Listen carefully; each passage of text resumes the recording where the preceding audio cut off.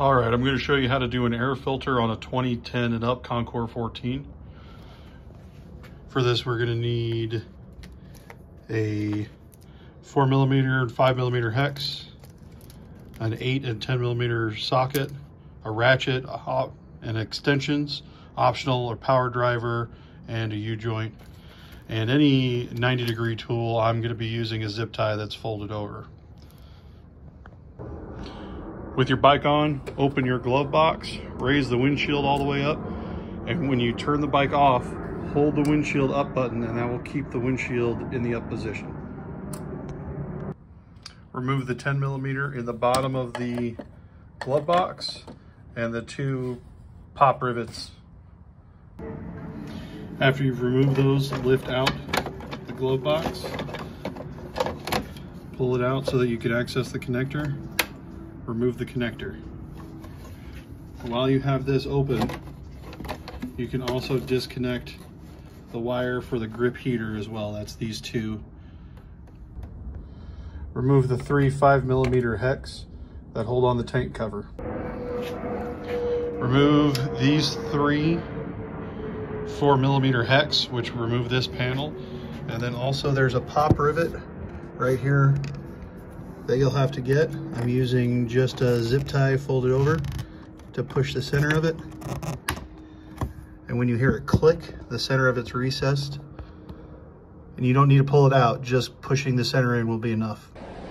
Now, as you can see, I've got the 3 4mm hex and the 1 pop rivet out. Once you've got that, you're gonna grab the cover and wiggle it out.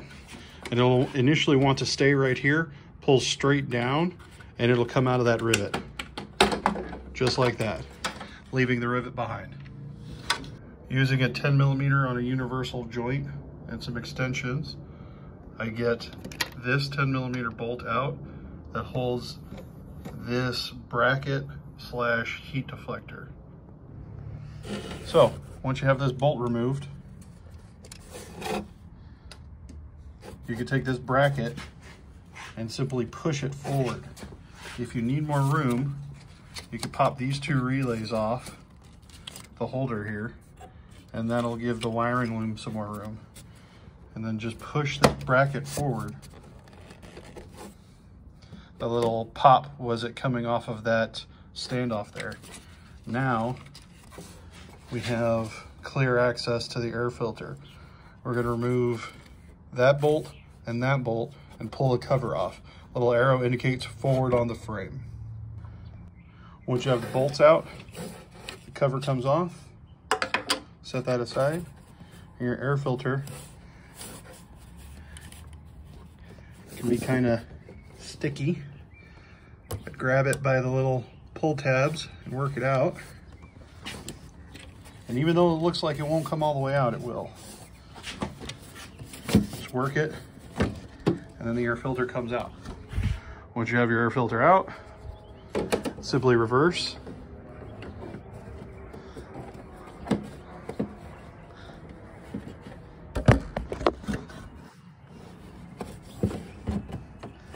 Get it lined up in the back groove, which is the most finicky part.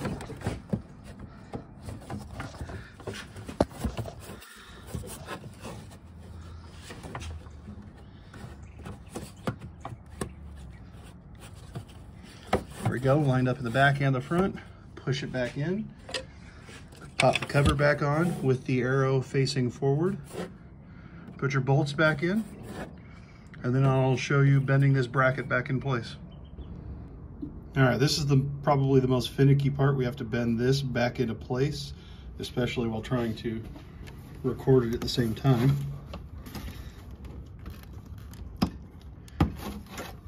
So just slide it back over.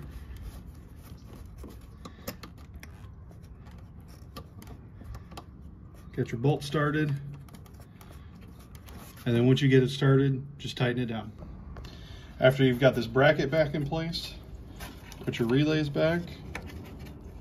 They just slide onto the holder.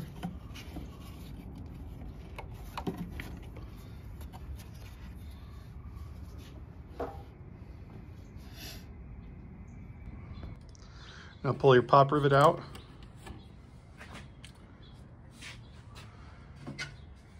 Then we're going to put the side cover back in place. Set it back in position.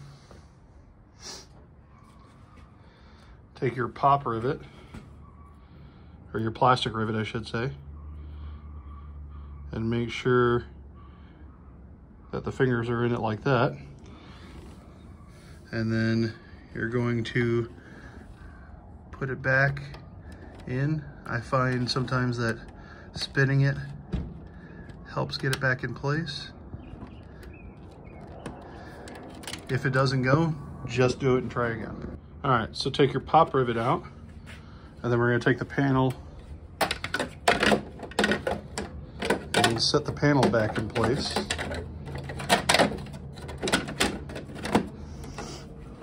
And then take your plastic rivet and make sure you've got it pushed back so that it's like that. And then we're going to put it back in the hole there, slide it down, and then push down to click it in place. Run your 3 4mm hex back in.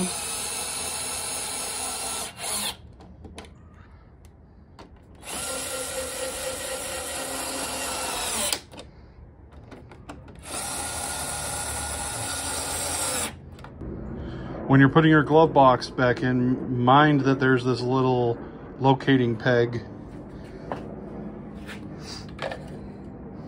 Actually, don't do what I just did and forget to plug these back in. So before you put your glove box in, plug your wires back in.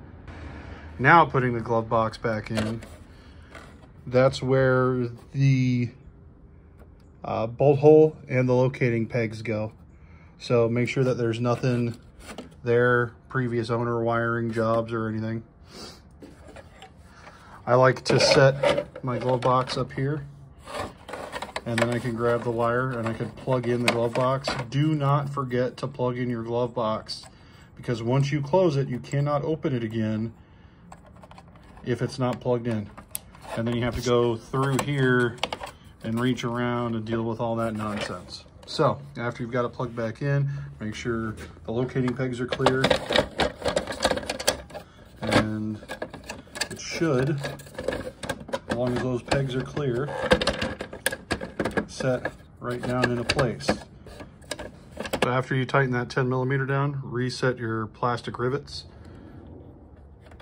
pop those back into place and push the centers back down until they're flush, both of them.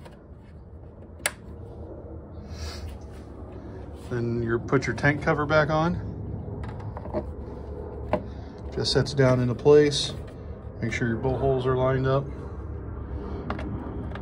And put all 3 screws back in. All right, after you've got everything back together, close your glove box, turn the bike on, make sure your glove box still works, and you're all done.